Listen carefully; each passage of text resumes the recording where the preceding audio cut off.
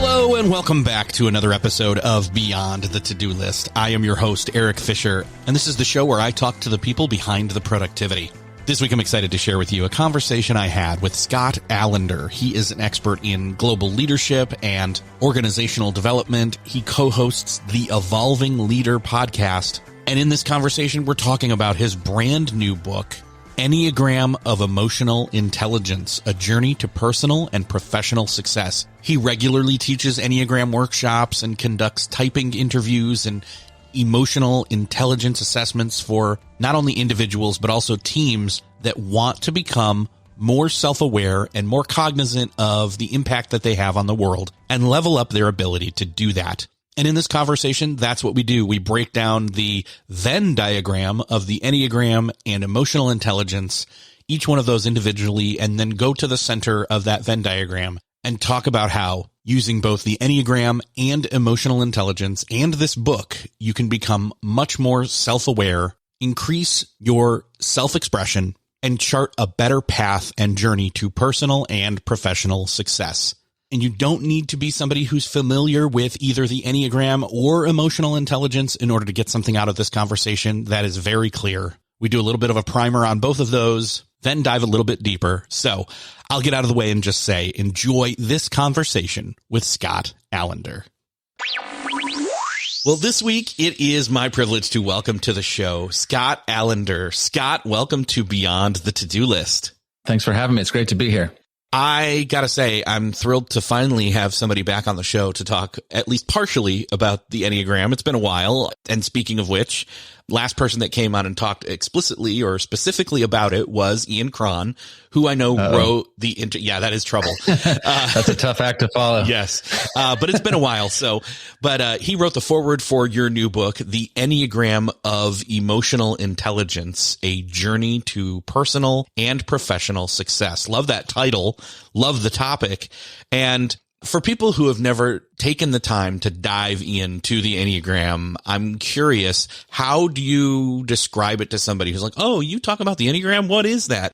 I'm just going to throw it out there. The Enneagram almost sounds like pentagram, which makes you think of like Satan worship, which it's not. Yeah. So, or angiogram or something weird. Yeah. Yeah. Yeah. So the Enneagram is a sense making system. It's a map of 9 personality archetypes and how they relate to one another.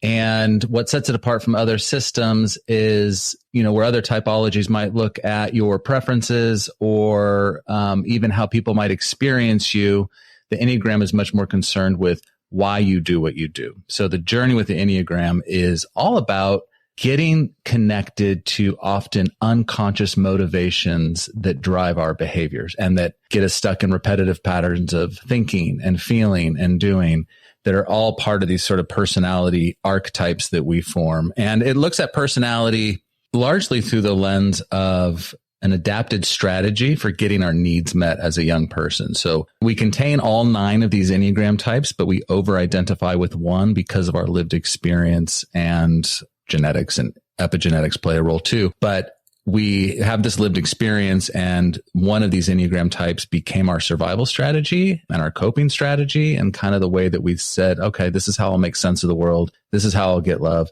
This is how I'll feel connection. This is how I'll feel safe.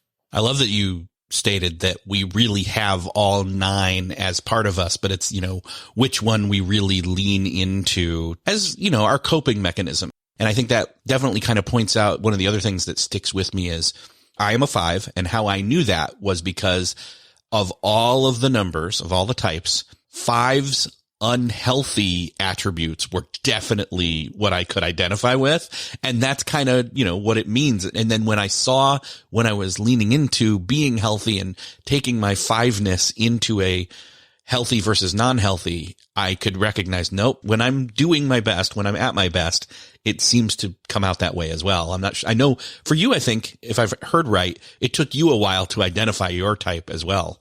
It did. Do you know your subtype by chance? That's a good question. I think that I have wavered on it a little bit here and there. So I don't know that I have any accuracy per se.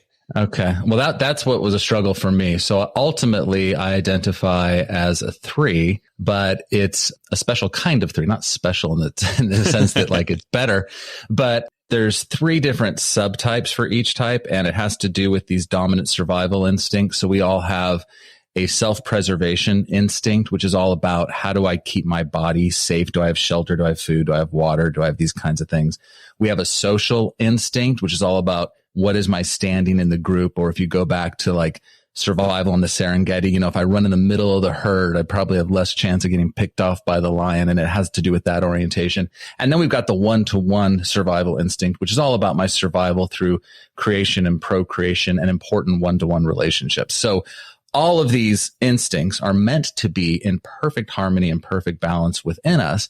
And they just sort of turn on and turn off as we need them. So you hear rustling in the leaves, you run and then decide later whether or not it's the wind or a lion, and you don't wait to find out, right? It's this instinct. Now, for animals, you can watch those instincts turn on and turn off seemingly without any memory of it.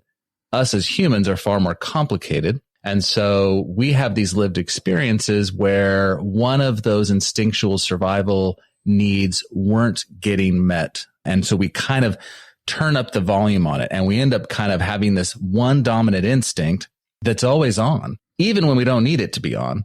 And it kind of takes energy from the others, and you end up with this sequence where you have so for me, I have a dominant self-preservation instinct supported by a one-to-one instinct, and then I repress my social instinct. So all of that backstory to say, this is why it was hard for me to find my type, because when you hear 3s described, you basically hear the social 3 described. It's the one that always wants to be in the limelight and center stage and to make the toast and have the attention and have the accolades and all those things, motivated by a need to perform and achieve and impress you. Now, that motivation is common for all 3s, but as a self-preservation dominant, I would read about that and I would say, yeah, but that's not me, because I don't feel safe doing that. I actually don't want the limelight. I don't want to be center stage. I do kind of want your praise and approval and to impress you, but I kind of want to do it from behind the scenes and a little more quietly. So until sort of 10 months into really studying it, I came across Beatrice Chestnut's description of the self-preservation 3. And I was like, okay, finally, that's it. And then I went all in, drank the Kool-Aid, and never looked back. Well, now that you've said that, I'm starting to remember some conversations that I had with a fellow 5 where we were comparing our kind of modality in terms of how we, use that and lean into that. And I remember both of us really saying something along the lines of having a lot of social aspect to our 5-ness, which if you're familiar with 5, you know that they often are a retreating person going into their research and their hoarding of knowledge and their dissecting of things. And so it can come across as very oppositional potentially, or off-putting or retreating, or, oh man, why aren't you spending time with us as a family, and other things like that. But I very much enjoy spending time with people. I am definitely an introvert, but that doesn't mean I'm not outgoing. It's just that I need to recharge by myself. And that also kind of bolsters my 5-ness. So yeah. You still go up into your mind to process and make sense of things and to analyze things, but you've got that social dominance. So you're definitely not as withdrawing as somebody that would be a self-preservation 5, would be a very withdrawing type. So yeah, and that's when you start to see all the different shades, which, by the way, for me gives much more evidence of efficacy to the system, because yes, 9 core types, but when you start looking at there's 3 variations of each, that's really 27 different types. And if you actually do factor in these repressed instincts, which is more masterclass stuff, you end up with these sort of 54 different shades of people. And it's complex, but that's why I think it has teeth, because people are complex and it's trying to get to that level of nuance to understand the differences. So yeah, you could hang out with 3 different kinds of 5s and you guys experience life very differently, share the same core motivation, but different presentations of it based on your subtype. Well, I'm glad to hear that you say that, because as I started to study it more and over the years that I've been familiar with it, I think it's been 2015, something like that. Around there was when I first heard of it from a friend, and he was showing me a book, and I know it's a well-known book, and I'm blanking on it. I can see it in my head, but anyways. But point being, I thought to myself, well, but how true is this? And I've heard others echo that, but the more I studied it, the more I identified and analyzed myself through it, and the more I kind of pulled in some of what I learned about myself and, again, flipping the switch of, okay, that's what unhealthy looks like. This is what healthy looks like. Can we try moving that way? Like, for example, one of the things that I found very helpful is 5s are in their head a lot.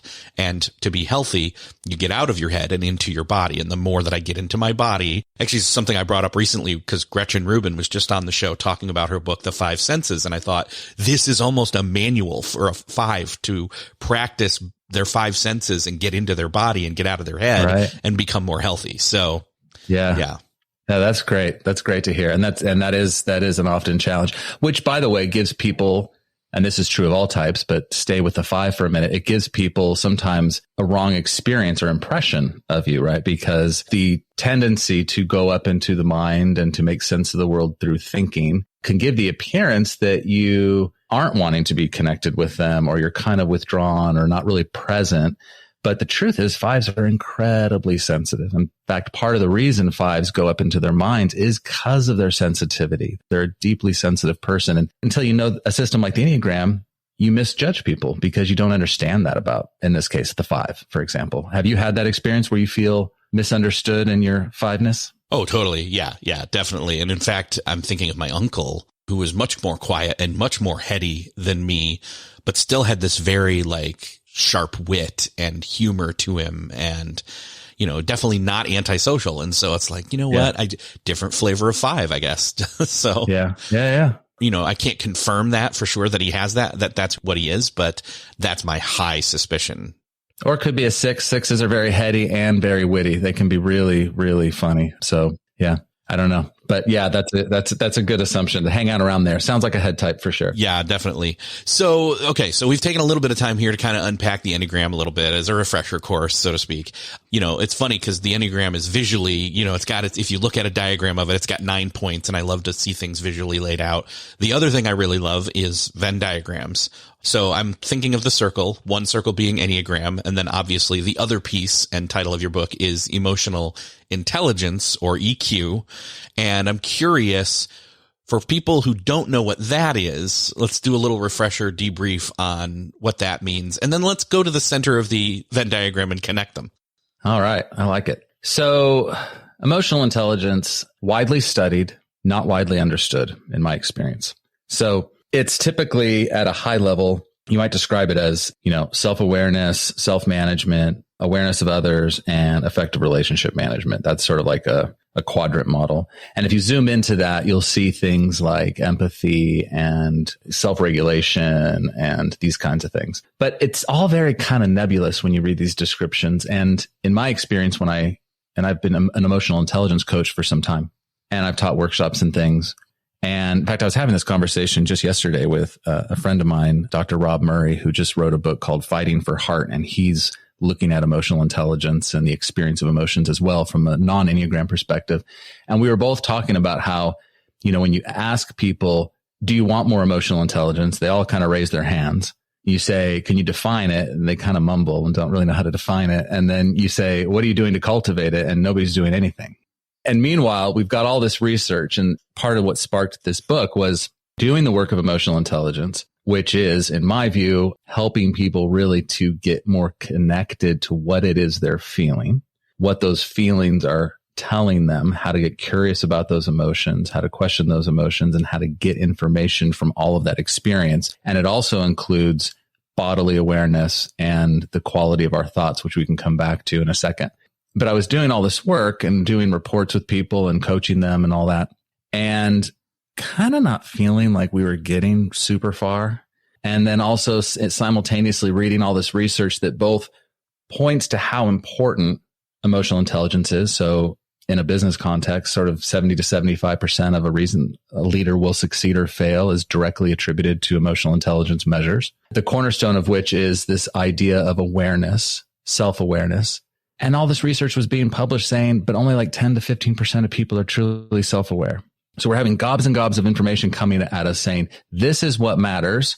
In the middle is, but I don't really understand what that means. Nobody's really doing anything to cultivate it. And then the result is nobody has any more awareness. So for me, I wanted to marry the two systems because nothing has been more transformative for me to start to understand things about myself that were deep in the shadows of my awareness, things I didn't know, things I didn't know I didn't know, things I didn't want to know, like all back in there, all kind of, under the waterline of consciousness.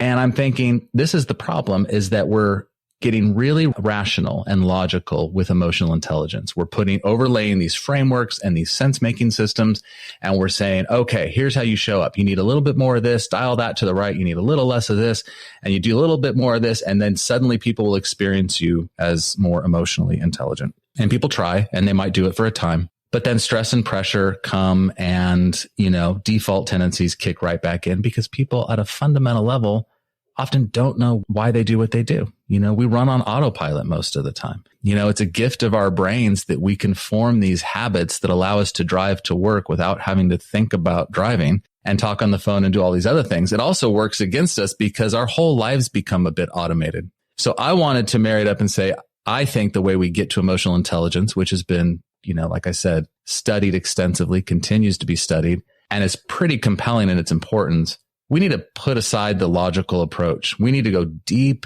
into our subconscious areas to find out, what's the reason I wear this mask of personality? Why do I over-identify with this type? What's the story behind the core fear of that type that fuels so much of the motivation? All of those kinds of things. We need to get in there if we have any chance to actually cultivate and sustain this stuff called emotional intelligence. I guess it just occurred to me as I was thinking this, as you were talking, I think that the way that you marry these two things together, or overlap them or integrate them, is probably the best way to put it, is that you've got two kind of systems, two kind of, approaches that aren't discongruent. In fact, they're congruent completely because of the way that EQ, that emotional intelligence has, as you put it in the book, 5 essential skills, and I'll get to in a second. The way that adding the EQ to the Enneagram makes the Enneagram more practical and less theoretical, which is a kind of an obstacle for a lot of people when they first hear about it and are trying to type themselves or decipher, what their type is. Right. And they find out and they think, oh yeah, that's me. And then they think, okay, yeah, this makes sense. I can do something with this, but only to a point. Your new book is essentially the missing manual for the Enneagram to unlock it and make it more practical in a way that it just wasn't there for a lot of people before. Well, thank you for saying that. That's really flattering. I appreciate that. And that is the attempt, make it actionable. So I mentioned, you say in the book, there's these 5 essential skills of emotional intelligence. And again, I love these because they kind of call out some of what was appealing to me, especially as a 5 and a theory. 5s are people who really love to jump into the Enneagram because that's all about what we are. We want to pick something up and then study it and dissect it to death quietly in the brain, and then also talk about it too. But there are 5 different things. Do you want to maybe spell out what those are and maybe do a quick brief rundown of those for us? Sure. So in the system I use, we look at self-perception. So this is about, how do I see myself? And I go pretty deep into this idea. This is the first of the 5 in the book, and present that because we each have a dominant Enneagram type, it's limiting our vision in some ways to sort of 1/9 of a field of possibilities. So we've got these 9 different perspectives. We're sort of stuck in one vantage point, sort of looking at life from the same angle over and over again. And so we look at ourselves through that storied filter as well. So for any Enneagram type, we kind of start on this premise that we don't see ourselves accurately. And then the next measure is self-expression. So how we see ourselves is inextricably linked to how we express ourselves. So I build on that correlation. And then we move on to interpersonal relationships. So we do a big deep dive on how each Enneagram type, now that we understand the ways we do and do not see ourselves accurately, and how that leads to often unwanted or just automated kind of reactive self-expression habits. That then plays into the quality of our interpersonal relationships. And if we don't see ourselves accurately and we're kind of living life on the surface, kind of at a distance from ourselves, which is what the Enneagram kind of points us to, our relationships are lacking. So this is like, what is our opportunity to build? And this is kind of the most important of the measures to me, because I think life is fundamentally about relationships, right? If there's one reason that, people hopefully we'll be motivated to dig into this and do this work is for intimacy, for connection. We know we need to be connected with one another. And if we're living far from ourselves, which until we do this work, we are, then the quality of our intimacy suffers, the quality of our relationship suffers. And then we move on to decision making. So how each Enneagram type makes decisions. We talked a little bit about head types, right? And I'm a 3, which is part of the what's known as the heart types, 2s, 3s, and 4s. And then there's the body types, 8s, 9s, and 1s. And wherever you are in one of those triads, you start with your decision making, trying to use either logic and rationale, or gut instinct and sort of sensing, or feeling and emotion, right? And those are all good things, but we tend to use that dominant drive no matter what the situation is. And we need to learn how to reintegrate all 3 of those intelligences so we can incorporate a wider view and take in all the information available to us to make good decisions.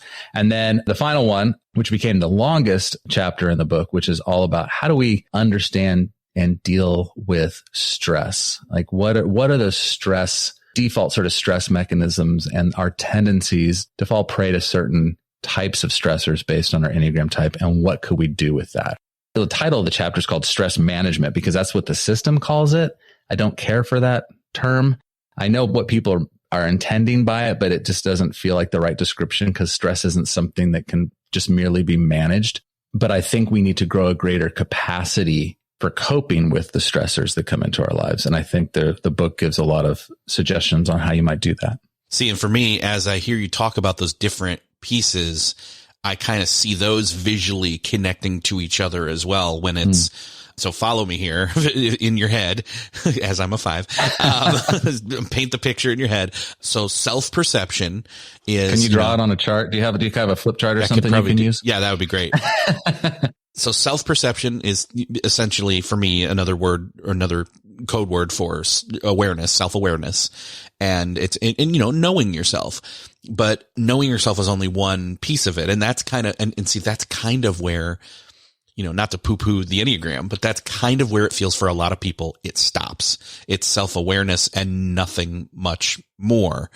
Whereas then you add self-expression, which is, okay, how to express yourself. It's not just knowing yourself, but it's then being yourself expression wise.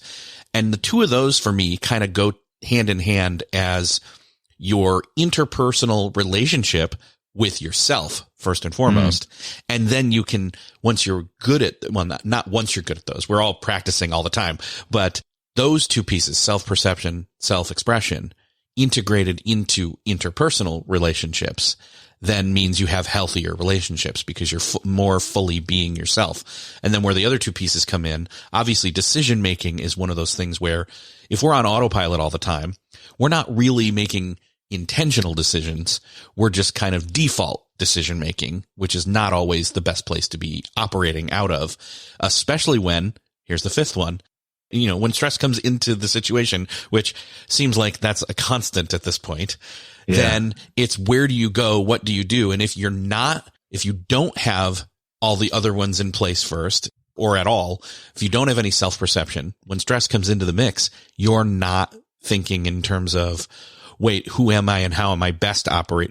How am I best equipped to handle this? You have poor self-expression and poor relationships and poor decision making. And so they all kind of fold in on each other. So they do. And it's not, they do build in that way. And then at the same time, what's also true is that it's not solely linear as you're referencing, right?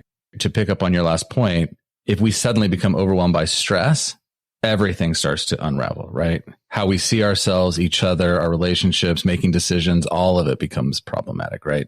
And so, or if the quality of our relationship starts to fall apart, we might suddenly backtrack on progress we made in seeing ourselves with more self-compassion and understanding because maybe we're blaming ourselves too much for something that's gone wrong in the relationship. So it's about becoming really conscious of the interplay of all 5 of these and how our types default mechanisms have strengths and, not so good parts in terms of how they show up. And so then obviously not just going into 9 types, but what was it? You said like 27, but not just that, like 50 something. Yeah. Don't worry. I don't do that in the book because it got too unwieldy. Well, and that's kind of getting where I'm going here is someone who has, maybe they're listening to this for the first time and they've never heard, or they've in passing heard terms Enneagram, the terms emotional intelligence and EQ.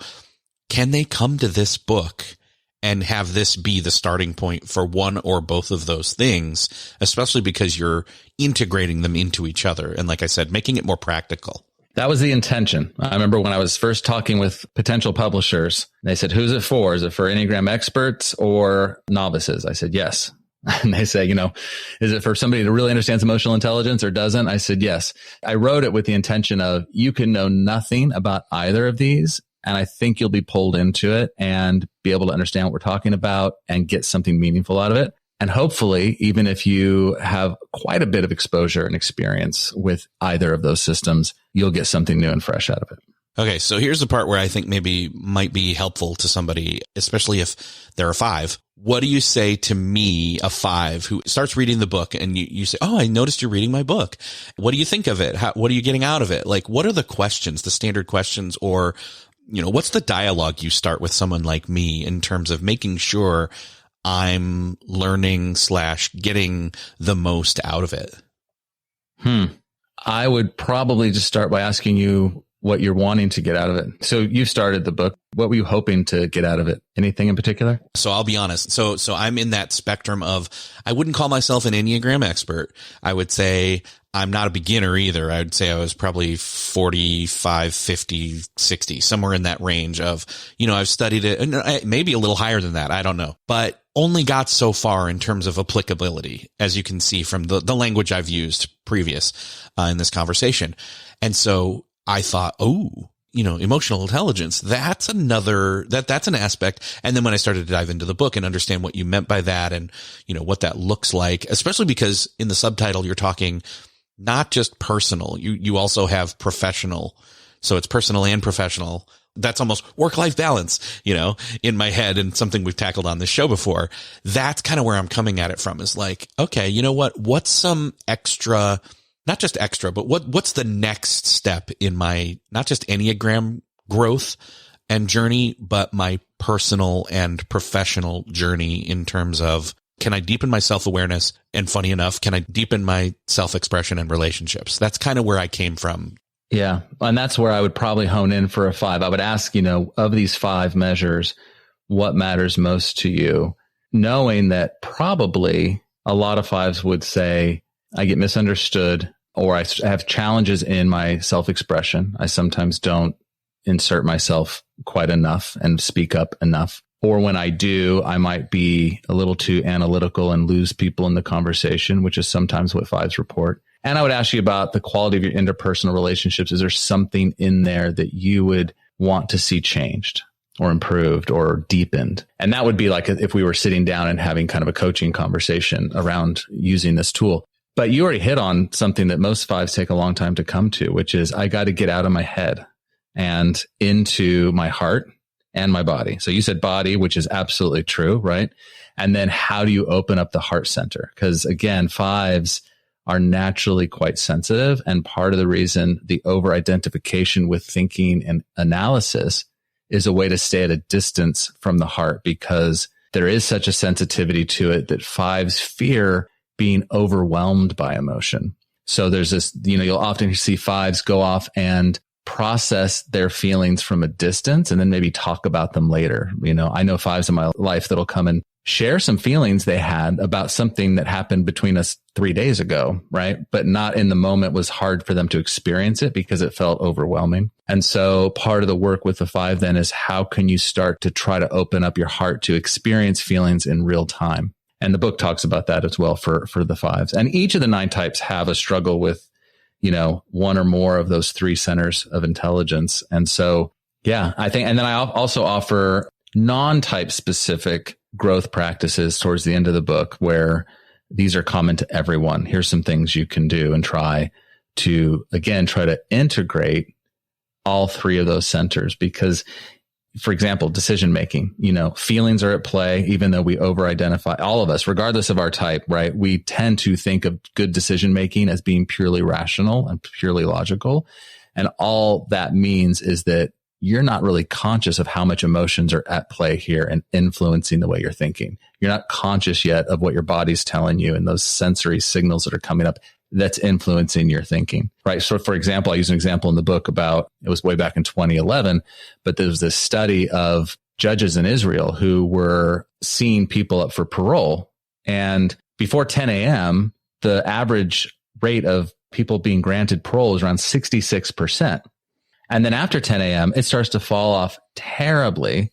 And people barely are getting a chance to get paroled, regardless of the case, unless that judge had a mid-morning snack, like an apple or a banana or something. And then the rates go right back up to 66%.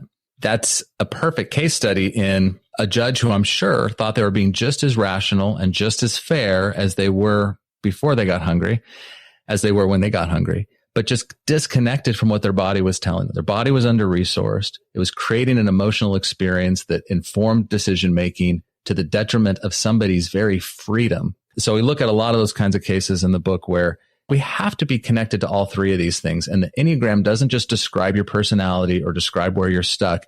It gives you a map, essentially, of how you travel the Enneagram. The Enneagram is, the interconnectedness is because as we learn more about our type, we then can leverage our wings, which is the number to the left and the right of us, to create more balance and more optionality. And then we've got these lines across to other numbers. And there's this way to kind of start working with the whole system to reintegrate all of these centers and get more connected to what's going on in our bodies and in our hearts and in our heads. Yeah, I think that, I think somewhere else that I can call out that I've become healthier is definitely in the heart when it comes to, it used to be nope, not going to cry while watching this movie. Hold it in. Don't let anybody that you're sitting with see it happening. And now it's much more like, oh my gosh, which is way more my daughter. I can be watching something or I can come across, I can tell you right now, this is the first time I've ever said this. When I'm on Instagram, I will find something that has to do with an animal and I will save it to show my daughter later, because I can tell you right now, as I'm watching it, I can pinpoint in my head right when she's going to make the noise, and it often happens. So she and I can be she's almost about to graduate high school, and we're spending a lot of time together, and we're watching movies and shows and things. And, for example, we'll watch an episode of Ted Lasso, and there's two football players. One is giving a hug to another, and it's a very pivotal and emotional and powerful moment. And I hear her making her noise. And in the meantime, she's kind of calling out where she's at, and it's almost gotten under my skin or under my armor is a better way to put it, in a good way, where it's like, okay, no, she's in an emotional place right now. I'm more free to do that myself. And, even my son, who's 5-7 years younger than her, like, Dad's crying. And I'm like, so doesn't matter. It's a good thing. And, it's to the point of getting there, and being okay with it. Do you find, I think it's beautiful. Do you find that it's easier for you to connect to those feelings and maybe cry through other characters, through animal pictures, through story, through movies? I think it definitely helps. Versus the sadness. So tell me how you're feeling about your daughter graduating. See, there you go. I keep telling myself, no, I'm good with this. I'm not going to, it's not the end of the world. She's not going to be farther than half hour away and all that kind of stuff. And it is what it is. But I think that maybe I'm not being truthful, but I don't think I'm being completely untruthful. That's for sure. I think you're not being untruthful, but that's not surprising to hear you say that, because you're explaining it. Right. You're explaining your feelings, that you're explaining away the experience of it.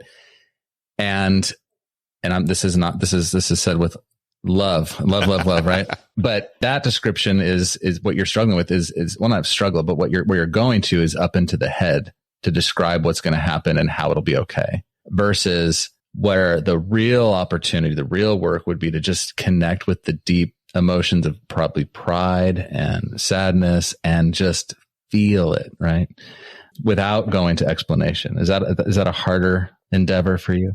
as you're talking about it and as I'm thinking about it, like I'm not like welling up with tears in front of a microphone here, but there's definitely a feeling, there's a heart, there's something going on in my heart, man. And so yeah, let it. I think that's what the summer's going to be for, really. I think me just saying that out loud too is one of those things where it's like, let's get past graduation. Let's like confirm this is going to happen first off in a way. And then we'll deal with the aftermath and the path forward. So, but yeah, again, that's why I feel like this book is definitely a way to move forward for a lot of people that are they are unequipped. They have not been, these skills are not developed, especially the emotional intelligence side of things here. And I think there's a lot of value here in the book for people who, again, like I think you even said it when you first were describing emotional intelligence, is it's something people kind of have heard of and have passed by, and it's vague, it's nebulous. They don't really understand it. They don't know how to practically apply it. I think that's a lot of what's here. And I don't want anybody to get hung up on the, previous misconception of that or the Enneagram or both of them combined. I think dissecting is probably not the best word. Breaking it down may be a better, closer vernacular to it, but approachability, you're making it approachable, both these things, and letting it, for whatever baggage or misconceptions, ultimately anybody can walk into this book and find a skill set, really, and methodology and skill set to be able to really become not just closer and more aware of themselves and their relationships, but to really succeed personally and professionally more than they ever have with head, heart, and body. Oh, well, thank you for saying that. I really appreciate it. You're very kind. So I definitely would be remiss if I didn't call out that you also have your own podcast, the Evolving Leader Podcast. Let's talk about that for a second, and then let's tell people where they can go find out more and grab the book and everything else good. Yeah. So thank you for raising that. Yeah. The Evolving Leader Podcast, my podcast partner and I meet with neuroscientists and psychologists and professors and coaches from elite sport and people from the business world. And we're really committed to pushing the leadership conversation in a more complete way that's free from any sort of platitudes and sort of trite advice that you tend to get in the leadership space. So we're really trying to come at it more holistically. And it's been a lot of fun. We've been doing it for just over 2.5 years, and we've had quite a bit of success with it. So you can find us on anywhere you listen to your podcast. And you can find me. I'm on Instagram under Scott.Allender, but I also have, and there's a link tree to it as well, but I post Enneagram content pretty frequently on an Instagram account called EQ Enneagram. I'm also on LinkedIn and Twitter, and you can just go to scotteallender.com if you want to get more information about the book. Perfect. Thank you for listing all that out. I will make sure to list all those and the links in the show notes for this episode. So you don't need to go do digging. And, I want to connect with Scott. He was really great on that show. You can find it all right there. So Scott, I honestly can't wait to have you back, because I think that this is just scratching the surface in a lot of ways. And I think we can really dive into a deeper dive, as I said earlier, deeper dovin, into the topic, trademark, in the future. So Scott, thank you so much for being here. It's been awesome talking with you.